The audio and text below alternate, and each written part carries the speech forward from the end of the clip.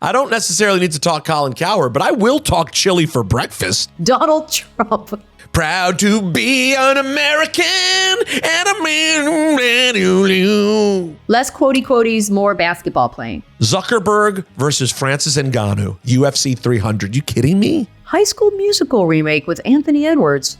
I'm listening. This Steph Sabrina event was the only compelling part of the entire weekend. Somebody tell Kenny Smith.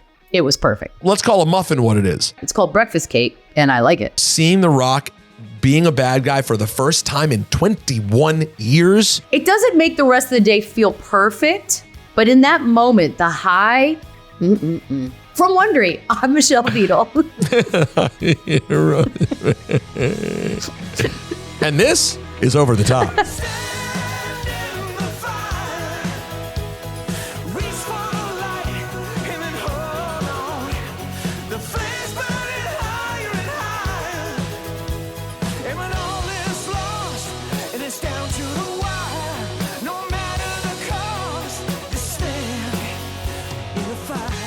Here is how the show works. The best stories of the week in sports and pop culture are going to face off. We're going to crown a champion. And we're going to answer a simple question. What is the undisputed most important thing on planet Earth this week? We are going to decide that the only way we know how, using Royal Rumble rules. We start with 2 stories. We decide which one's more worthy to discuss and which one has to go. After 90 seconds, a new story will be introduced, and we'll have to decide whether we want to keep talking about our current story or switch to the new one. We don't know the order of stories coming our way, but we do decide which ones get thrown over the top rope. Pizza, what's up first? All right. Well, it's quite a matchup, a battle of winter sports. The NBA, they were hoping for a bit more effort in the All-Star game, but instead they got the highest scoring game ever, 397 total points. Hope you took the over. And what was mostly regarded as a disappointing dunk contest. Fair. Now, the NBA All-Stars up against the NHL Stadium Series, which kicked off at MetLife this weekend. Flyers hosting the Devils and the Rangers with an awesome comeback overtime victory over the Islanders. Do you want to talk about the All-Star game and festivities, or you want to talk about the NHL Stadium Series? I don't know much about the Stadium Series other than it happens more than once. It's cold outside and you can barely see the ring. If it's all right with you. Okay, go. Well, yes, I agree with basically everything you said, but I will also say that you should include that it's cool too. Like it is cool. It's cool. You have bands and stuff, right? Yeah, and like from what I've been told, it's a really good time. People tailgate, and like it's a neat general event. I do find it weird that the ice is so far away from the fans. Thank I will you. agree with you on that note. But I also think we have much trash to talk. We do have a lot of about trash. the actual All-Star game. So let's send the NHL over the top. Gentlemen's All-Star lame. Okay, I like how we're like, and now we rub our palms together in an attempt to talk the smack. I used to love the All-Star weekend. It was marked on my calendar. I had merch, I had gear, I had posters, I had cards. And once again, this year, I got excited and I thought to myself, Beads, this is the year where they surprise you. They all show up, they all put in effort. There's pride involved, competition, actual names on the line for legacies and futures. And then, what did you say? 397 points. They attempted 169 three-pointers. That is like watching people do cardio. I've seen more competitive games walking through New York City. This was garbage. And there's billions of dollars in talent on the floor, and there's zero entertainment value to it. Zero. My idea, I'm done trying to fix it. I'm trashing the whole thing. No more All-Star games. Done, period. Well, okay. Yeah. I think that's rash. I don't think that's going to happen. It's maybe not, but it's my idea. Yeah. I don't know if the commissioner is going to go for your idea, but I'll tell you where I'm at with it, because I hear everything you're saying. And we will, I'm sure, my guess is we'll talk about other things that happened throughout the weekend on the show that were actually interesting. Yep. But I'll say this. I make like plans to watch All-Star Saturday. Yeah. I last night had a dinner reservation at 7:30. Like I did not. The game is just a thing now. And I really do still enjoy Saturday, and I hope we get to talk about it as the show goes on because there was a lot of good stuff there. I think people are maybe a little too focused on the dunk contest and not some of the other awesomeness, but the game itself, woof. I mean, you think about the days of Kobe going hard, of Jordan trying to shut people down. Like, it's not the same, and you can't even pretend it's the same. So I'm with you. I don't think they'll get rid of it, but we got to do something better. I don't know. You need to hear me out on my cancellation idea. Maybe we'll have more. All right, up next. Oh, what is that music I hear? Donald Trump.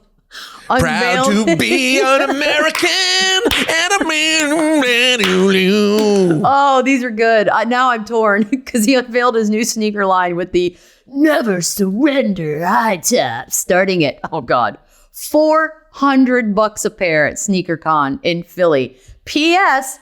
They're gold. Of course they are. Continue talking about the NBA All-Star Game and weekend, or switch to these sweet ass sneaks? This one's tough. That's right off the top. This is a good battle, right? Because there's a lot to talk about. There's a lot to talk about with these Trump sneakers and the fact that he showed up at SneakerCon and what that says about like SneakerCon. Because there are already people who have their questions about like what is SneakerCon culturally, like what's going on at this event. Point. Yep. And now they're like, wait, then Donald Trump shows up and gives a stump speech, and then at a place where you're supposed to be seeing people who like dope shoes. Yeah. You bust these out. Like, did he kill SneakerCon? You're like, what do you even say to someone you meet? He's like, I'm a big sneakerhead. What's your favorite kick? The Trump ones. What did I say? The Never Surrender. The Never Surrender ones, man. Like, I'm a Trump guy, you know. Jordan 3, Jordan 4, the Kobe 6, the David Robinson. I love the Trump Never Surrenders. Those are just. I mean, if you're a true sneakerhead, though, question. This is a moral dilemma. Do you buy these to have them in your collection? Well, they were like so limited. No, I don't. I think these are the kind of thing, like everything with Donald Trump. Yeah. Nothing holds its value. It's all garbage. Bless his heart. It's always a lie. It's always what they said they made 50. I guarantee they made 500. Everything is a lie. So it will never be whatever value they say it has, it won't retain. Damn. So I say we toss these nasty gold painted highly looking sneakers. Flammable for sure. Highly flammable. Yeah. Chuck them right over the top so we can continue to complain about the NBA All-Star Game. Because, Beadle, I want to hear more about your cancellation. Okay. What do you do? Because you want to vote for the best players in the league. Like, there is a purpose to having All-Stars. So what do we do after this fun celebrity game on Friday and the fun Saturday night? What do you do on Sunday? All right, I've got a few ideas. So my first one is the cancellation. That's obviously the extreme version. But because here's the deal.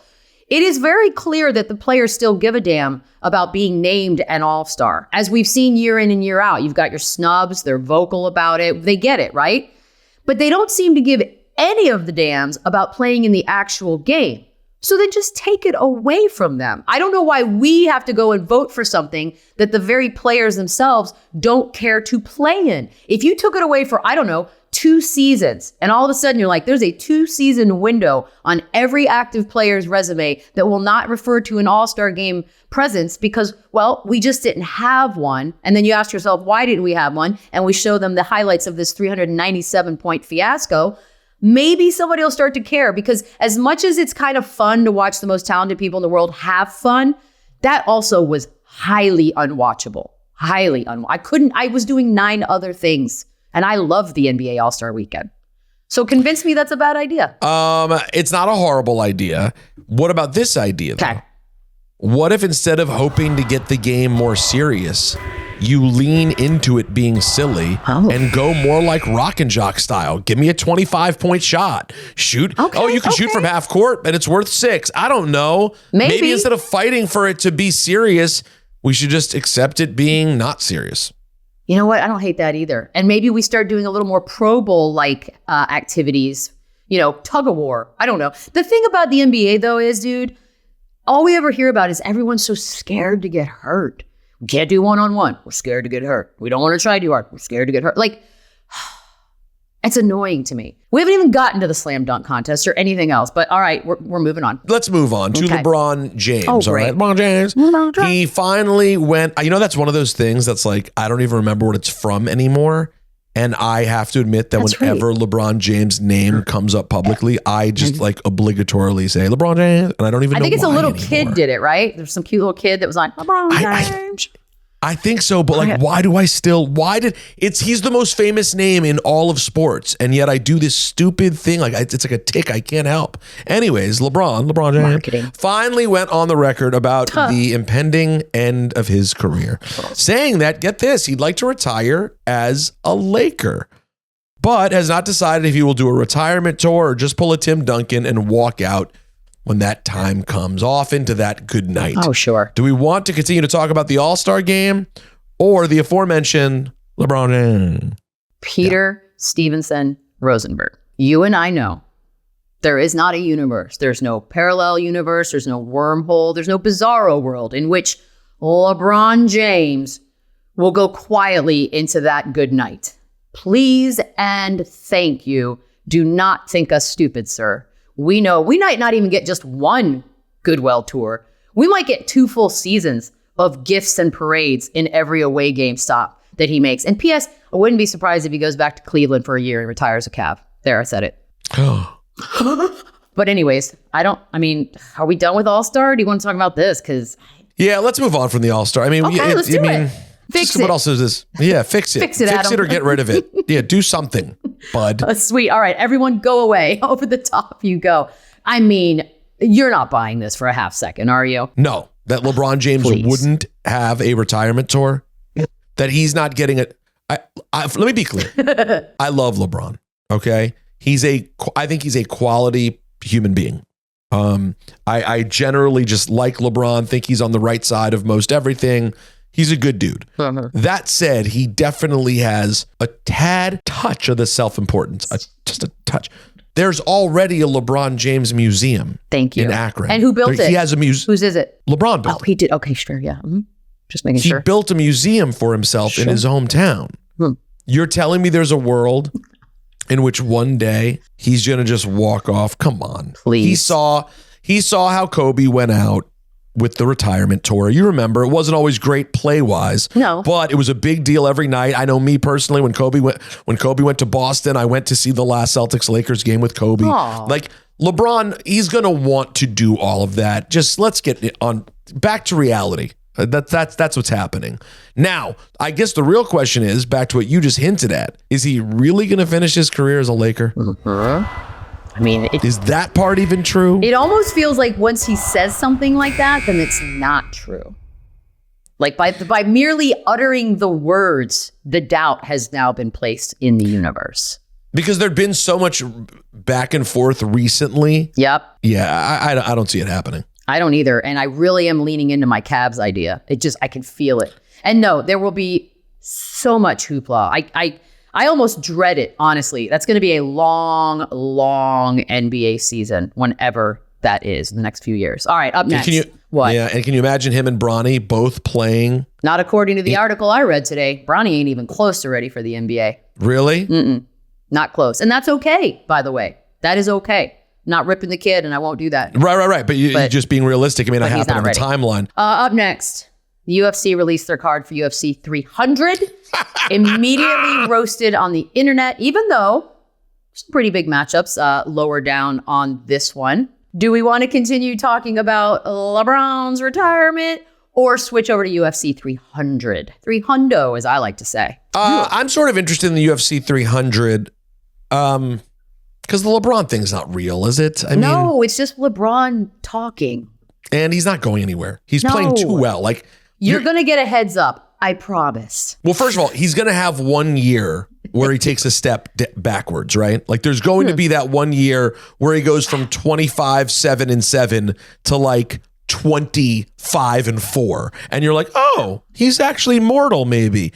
And then we can have a conversation. Right now, though, when the guy is still very much like a top 15 player in the league, I just don't think it's a real conversation. I'm with you on that, which means you're telling me that we have at the very least, 2 more seasons Possibly so. 3 to 4. Okay, gotcha. All right. So UFC it is. LeBron, over the top you go. I want to hear why this got roasted so bad. What did I miss? Here's the thing about UFC. I get into arguments quite a bit with some of my friends because like the hardcores, every single UFC, every month, they go, oh, this is you got to pay for this one. This is a one. And I go, okay, what is it? And then me, by the way, I am the definition of what they call casual. Sure. Like this one this past weekend, it did not, granted, Volkanovski lost. It ended up being exciting. A new star is born. That's great. I've seen too many, though, where the Volkanovski on the card just wins easily, and I'm not interested.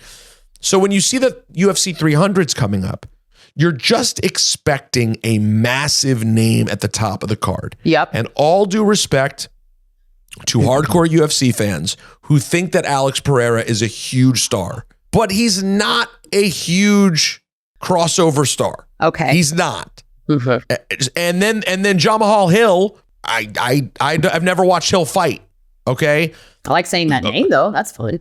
Sure. Now, granted, who cares what you think? You're a casual. Well, I would think you kind of care about the casuals for 300. Isn't that one when you hope to get more than the average psychopath who watches every single fight night, every single, UFC pay-per-view card? Now, you go down the card, and Justin Gaethje, Max Holloway that's a lot of fun. Okay. Oliveira's on the card. Aljamain Sterling has a fight on the card. Oh, sure. But then there's some other, Holly Holm is fighting someone I've never heard of. Wow. Okay. Cody Garbrandt, who, I love Cody Garbrandt, but he's not ranked anymore. He hasn't had a meaningful, at least a really impressive win in a long time. It just doesn't feel like that sexy. There are a lot of names, Beadle, but for me, as an admitted casual, don't come for me, bro. An admitted casual, it just doesn't have the thing that makes me want to fork over, the $79.99 that it costs to get a fight these days. Because it's 300, so we were thinking like, ooh, I am Sparta, like something crazy big. Big round numbers. Now, listen, if they had gotten to get Zuckerberg in the win in the I'm octagon, sorry, like as in Mark.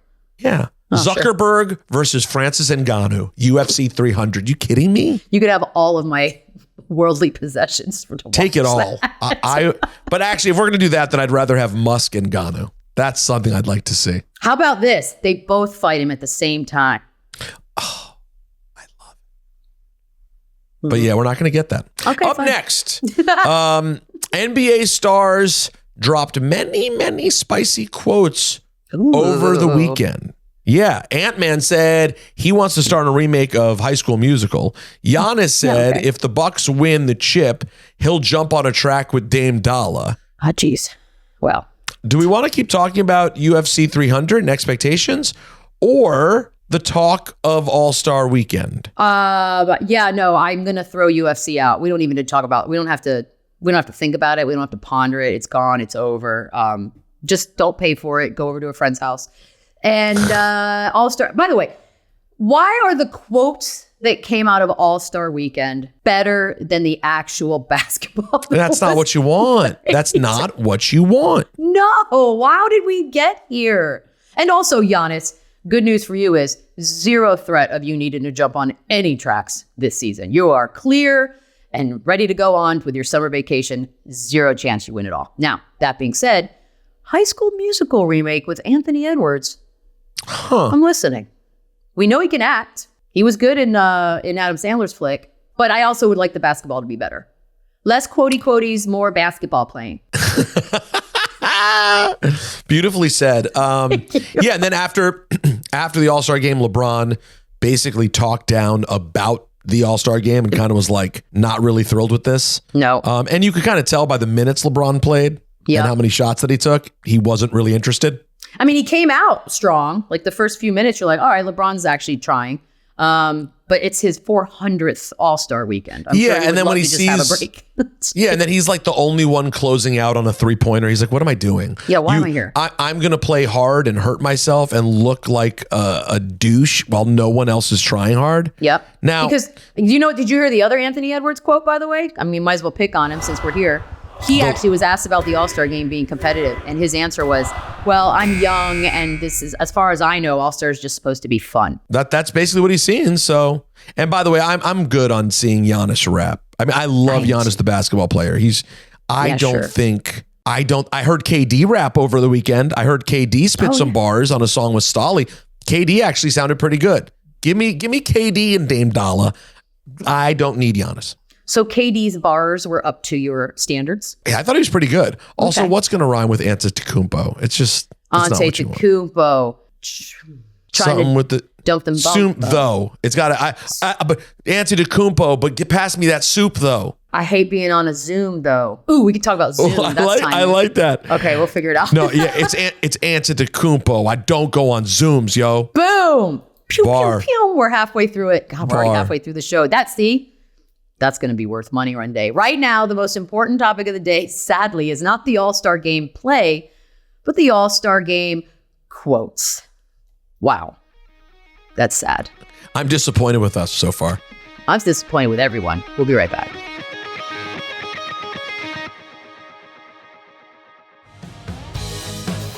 Welcome back to Over the Top. Putting my glasses on. Whoa. If this was a game, I'm about to lose. What's our next challenger? Let's see. I don't know if this is intimidating or not. On Monday, Colin Cowherd tweeted that he had a bowl of chili for breakfast, and that's how he will roll moving forward. I'm sorry. Do we want to talk about the All-Star break talk or chili for breakfast? Oh, man. Actually, I don't mind if we talk about chili for breakfast because it brings me back to an age-old argument I've had with my parents since the beginning of time. All right. What is time? So go. All-Stars.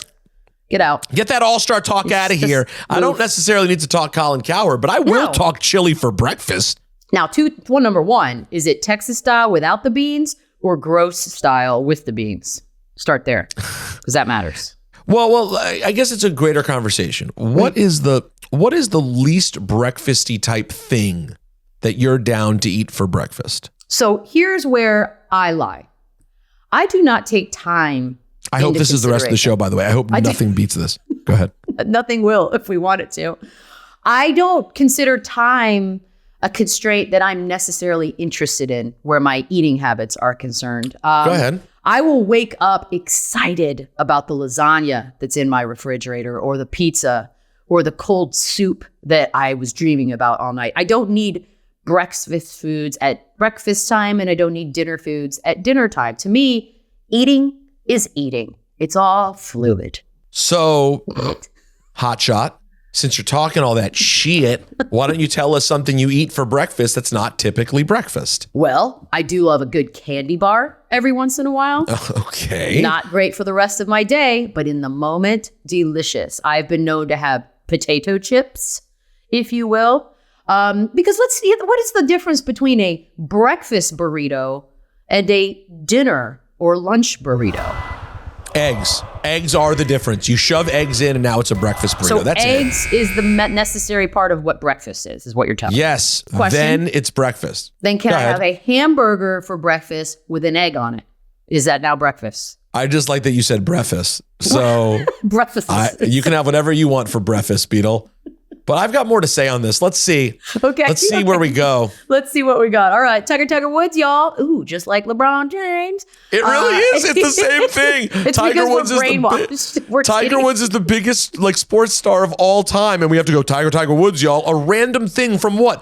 Chris Rock song. Because it's from No Sex in the Champagne Room. That's because we live in real life idiocracy. We are morons. All right. And by the way, and that was before even memes existed. That was Tiger Woods, y'all, is like a meme that doesn't even exist. But go ahead. All right. Tiger Woods withdrew from the Genesis Invitational with, not back spasms, the flu. However, fans are blaming the In-N-Out burger that he ate before and judging his order of no sauce, no pickles. How do we know all that? That's creepy as hell. Oh, I guess we could see it. P.S. Would that be a breakfast? Yeah, you know what? I'm a big Tiger guy.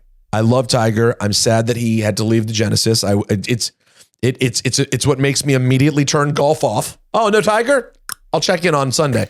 So I was bummed out to hear it, but I think I'd rather continue on the what can you eat for breakfast conversation. Or what Tiger? can't you eat? Or what can't you? Tiger, please politely show yourself out. I do not want you hurt for the rest of the season. We need you good by April. By the way, in his defense, there is a mad flu going around. So I believe that he had the flu, not his order. Everyone is sick with something. Thank you. It's crazy. In the post-COVID world, everyone has something. It's not quite COVID, but my conspiracy theory, I think it's sort of all COVID. Like none of it's COVID. Hear me out. Fovid. Whoa, I could see that like catching on, Beads. Fovid. So okay, back to breakfast. Yep. So let's establish some things here. Number one, there are things that are deemed to be acceptable for breakfast that are just not acceptable. Like what? Like for example, donuts. Excuse you me? are literally just eating cake. That is cake for breakfast. It's called breakfast cake, and I like it. I don't know. By the way, I love it. Don't get me wrong. But like when I go into like a Dunkin' Donuts on like an early radio morning to get coffee and I see people there like on a random Tuesday just like chucking down donuts, I'm like, what kind of crazed life are you living that on a Wednesday you could just be like, you know what I'm feeling like? Birthday cake. Let's go get some. Yes. So the rules for what's appropriate for breakfast are kind of what society tells us because it makes no sense that you're having dessert for breakfast. Sure it does. It's a sugar kick. We all need that to get the morning started. I mean, look, it doesn't make the rest of the day feel perfect, but in that moment, the high, hard to beat. I mean, listen, by the way, how about like chocolate chip pancakes? Like, that's literally cake. Now you're having a chocolate cake for breakfast. So my thing is I don't love chocolate chips. So that's where but I do love pancakes or like banana pancakes. Banana pancakes, blueberry pancakes covered in maple syrup and nuts. It's like a sundae. It's like a cake sundae. Okay, but this is the same country in which we order, and by we, I mean y'all, because I ain't doing it, giant coffees with 6 gallons of whipped cream on top. What is that? That's not even coffee anymore. That's a gallon of melted coffee ice cream with whipped cream on it. Oh, don't even get me. Yeah, I mean, by the way, I'll give you coffee. I'll give you cappuccino. I'll give you a latte. Yeah, absolutely. Beyond those. Nope. You are having a milkshake. That is just and by the way, I'm not judging you. I love milkshakes. But let's just be clear, that's a milkshake. But by the way, let's call a muffin what it is. A muffin's a fucking cupcake, okay? It's more cupcakes. Everything is... So there's a whole... Before we go judging Colin Cowherd for having chili for breakfast, just know everyone out here is eating cake for breakfast. All right, let's see if this continues on, because there's more here, I think. There's more here. Dame Lillard won the three-point shootout and the All-Star Game MVP, but... The Bucks have struggled to meet expectations all season long. I don't care. I don't care. Sorry, Dame. I love the three-point shootout. If we come back around to the three-point shootout, we'll talk about you. As for now and your boring Buck expectations, get the Buck out of here. I don't care.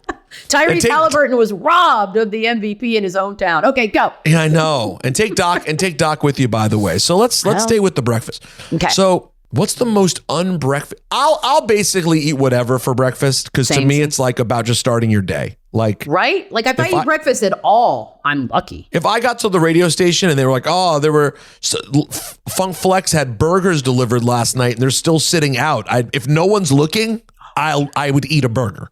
For sure. I wouldn't care. Now let me ask you this: do you do this? Like if you go into work and there's a box of donuts and they're whole donuts, like it's pretty freshly placed on the table. And there are other people in the room and you don't even know who brought the donuts. So I'm already like, okay, well, I let him have a donut. So I'll cut a half donut pretending like I'm only going to eat a half a donut. Sure you will. And then you're going back and you're having the other half. Of course. Obviously. And, by the way, I just want you to know when it comes to like food at my workplace, I am an animal. That's how it is. I have opened the fridge before like it's my house. Just hoping to find food. You're not the guy who steals other people's food, are you? No, I would not steal someone's like labeled food. Like a sandwich. But I am kind of hoping that like I'll open the thing and there'll be like a thing of leftovers and I'll just be like, thank you. And I'll eat something. I'm not going to like open someone's styrofoam and say, although famously as a kid, I did accidentally eat when I was 14. I had a job and I ate what I thought was my sandwich. And I was like, oh my God, my mom packed me a sick lunch. My mom gave me chips. She gave me cookies. My mom all I get is like grapes and tuna fish on rye. And then I realized like, this isn't my lunch. And I put the fucking sandwich back. With bites out of it? With a bite out of it. And I go back to work and I swear to you, like a half hour later, I just hear a blood curdling scream from the kitchen. No. Oh my God, the woman got so freaked out. I came clean. She should have said it was a rat. Then then the scream's warranted. No, I know. There was no need to scream. It was just someone ate your lunch. What was there a murderer in it when she opened it? I know. You know what happened? A human ate my sandwich. I mean, it's frustrating, but it's not, Okay. Up next, The Rock completed his heel turn. He has now joined officially the Bloodline on WWE SmackDown. I can already tell this is going to be tough for you, Peter. Do we continue talking about breakfast? Just breakfast? Or switch over to The Rock? Well, here's the thing, Beadle. As you can see, I've put on my currently prescriptionless glasses. Yes, you have. Because we're talking about important issues like breakfast cereal. The question is, do I need to keep these glasses on as we throw cereal over the top and break down all that is important with The Rock joining the Bloodline? Just take it away, Peter Rosenberg. Take it away. I'm sorry, Chili, for breakfast. You're out of here. We got to talk about it. I'll tell you why. Because Beadle was privy to a very unfortunate circumstance that happened last week. I think HR was called after our show finished recording. Me and our crack producer, Andrew Goldstein, got into a scary argument about things that have transpired with The Rock. Yes, she did. And his lack of satisfaction and my joy at it all, at the whole thing. But when I really was proven to be right about how wonderful the whole thing is when The Rock came out wearing a $500 Versace shirt and at one point said to a booing fan, "Watch your mouth, fatty. I'll slap the herpes off your lip." I said, he's back. This is what we're all here for. To see a bona fide A-list celebrity who, let's be honest, at times has gotten almost like so perfect that he can be a little boring in the moment. Like he's so everything's so cultivated and manufactured. To see him now just being a full-on shit-talking bad guy, dude, people are going to come back. Listen, WWE has been doing great recently. By the way, Elimination Chamber this weekend from Perth, Australia. 4 a.m., just a 4 a.m. start time for the kickoff show if you want to see your boy. 4 a.m. East Coast? Yeah, will you be out west? Yes, I will. Perfect. Just throw me on at 1 then. That's not bad. Not too bad. But it's such a great time. And seeing The Rock being a bad guy for the first time in 21 years. Yes. That's just, come on. People are coming back to see that. He called someone fatty and then talked about their herpes. How do you not watch this? Keep in mind, this was in Salt Lake City, and he also said, all of you and all your inbred children, you and your 600 inbred children will all be thankful that you saw The Rock. I mean, he completely went full-on Attitude Era style. It was amazing. All right. Now, I have one quick question about that before we move on. Please. Is that The Rock's brain, or are they giving him ideas for burns, and he just sort of goes out there and wings it? Or is he coming up with all you inbred children? I think that one was probably pretty easy for The Rock to come up with. It is, but for him to say it is another. Right. So I think I have to imagine there's some conversation about what line he's able to go to. But The Rock has famously always had a writer who he works very close with, who wrestling nerds like myself know and respect a lot, named Brian Gewirtz, who he was a big writer in the Attitude Era, and he was The Rock's guy for years and years. He was even portrayed in The Rock's show, Young Rock, which he helped write with The Rock. So my guess is them together, plus with other people on the creative team, have a conversation. But you could tell the things that he was saying were also just very much him. Love it. I love it, and I'm in. 1 a.m. Perth. Yeah, got it. I'll see you at 1 a.m. Yeah, set your alarm. All right, guys, up next, it's going to be a short run for The Rock. Steph versus Sabrina Ionescu delivered the best moment of All-Star Weekend. Sabrina may have lost, but but she put up the same amount of points that won the 3-point shootout. Do we want to stick with the great one becoming evil or move on to Steph versus Sabrina and making history? I mean, look, I love The Rock and I love that Versace outfit thing he's got going on, which even in a tiny little picture, I can tell it's Versace. That being said, over the top you go, sir. Yep. But we will be back to you. This Steph Sabrina event was the only compelling part of the entire weekend. She was hot from the jump. And as soon as she just went to the second round, I was like, oh, she's not playing. And you could tell. And Steph was probably like, oh, God, this is about to get real. It was amazing television. It was the only time in the entire weekend where I actually put everything else down and watched only this. I wasn't distracted. I didn't have my phone. I don't know how to perfect it every year. If you're going to just keep adding, it's fine, but do it. Do it forever. Steph Curry, Sabrina Ionescu. It was a moment to behold. Me and my wife took it in together and both were so stoked. I love Steph for doing it. This is a league in which players appear scared to even do the dunk contest because they don't want to look bad. And Steph absolutely knew that he could have lost easily because Sabrina's 100%. Incredible. And he did it. From a storyline standpoint, back to wrestling full circle, I sort of love that in the inaugural one, Steph beating her narrowly is kind of the right way for it to all start off. Perfect. I dig it.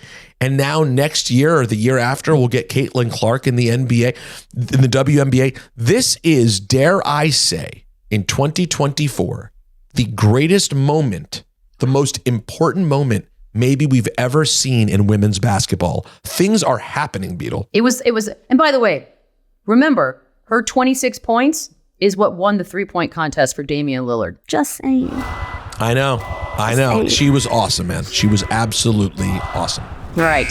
I'm glad we got that in there because it was my favorite part of the weekend. Up next, the NBA is on ice until Thursday night. So a big second half storyline, the Timberwolves. Believe it or not, currently first in the West. Thunder, Clippers, Nuggets right there behind them. Do we continue to talk about the best event of the weekend, Steph and Sabrina, or switch to a Timberwolves team who might not be a fluke? Did you say Timberwolves? I said Timberwolves. I'll go ahead and stick with Sabrina and Steph then. Thanks. Am I a bad guy? No, I'm good. No, you're not buying them. And it's okay. Not yet. Maybe I will. Yeah, I don't know how long the T-Wolves will hang on, and I don't know if the Clippers will keep it all together, but right now I don't care. So over the top you go. See you later, T-Wolves. What I love right now is that Steph and Sabrina were willing to do something interesting, and I think the rest of the NBA All-Star festivities should sort of take note from this. Yeah. Let's add legends to the three-point. It was in Indiana. Thank you. You know how dope it would have been if Reggie Miller had been in a 3-point shootout? Why not? Sitting there talking about it, just have him be in it. Like, all of these things for All-Star Weekend where you can spice it up and make it cool and make it different. That's the way to go, man. Like, all due respect to Mac McClung, who, by the way, we got to give him his props. Yeah. Because, his name doesn't mean anything. That dude, in terms of dunk creativity and Beadle, also his efficiency. Yep. Like, do you remember we had years where when anyone tried a good dunk, they'd miss it 7 times? God, I almost forgot. But yes, I do remember that. That dude's efficiency for hard dunks, like where he just nails, it's 1 or 2 times he's in. That's all he needs. Never passed 2 times. Never. But like, here's the thing I don't understand, Beadle. If all of these great shooters are willing to be in the 3-point shootout, and it was chock full of stud shooters, why would you not be willing to sort of risk your pride in the dunk contest? The 3-point shootout's like a way more relevant skill to the game. It's kind of one where you think the pressure would be even bigger. Who cares if you lose the dunk contest? Like, why can't we get cooler people in the dunk contest? You know what's crazy too, Peter? Is that they're all watching. And you can tell because they were tweeting live about it. You had Joel Embiid, John Morant's tweeting about it. Aaron Gordon was tweeting about it. I'm forgetting, Yusuf Nurkic is tweeting about the dunk contest. Like, they're watching it, which means they're seeing the same embarrassment that we are, and they could do something about it. I think John Morant, because his PR, he's taken a hit, obviously. So I would not be shocked if he does it next season, health permitting and all that good stuff. And that would be fun because he does it in warm-ups. Just go out there and do what you do in warm-ups. I was going to say if he's healthy next year, the image rehab process for John Morant should start 100%. with him winning the dunk contest. It would be awesome. That's 90 seconds, which means it's official. We have it. A new, undisputed, most important thing on planet Earth this week. And it's perfect. It's what it should be. It's Steph and Sabrina. The incredible intergender shootout from the weekend. It was so fun. And it should be the most important thing. That's how you do it. Same line, shot from there, no pandering. Somebody tell Kenny Smith. It was perfect. Yeah, that was an unfortunate. Yeah, what are you going to do? Can't win them all. All right, that'll do it for us. Tune in next week to determine the only thing you need to care about and what goes over the top.